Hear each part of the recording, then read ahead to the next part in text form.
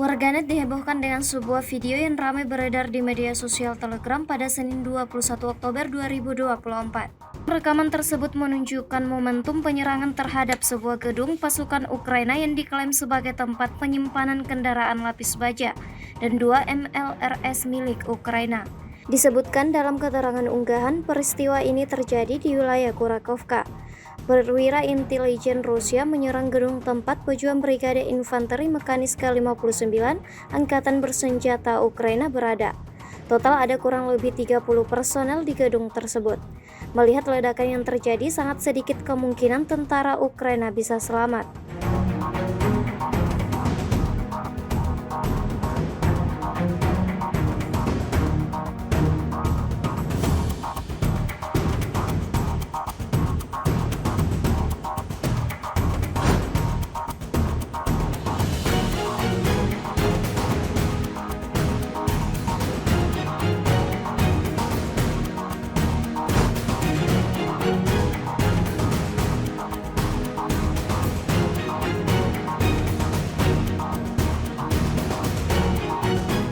Download Tribun X sekarang, menghadirkan lokal menjadi Indonesia.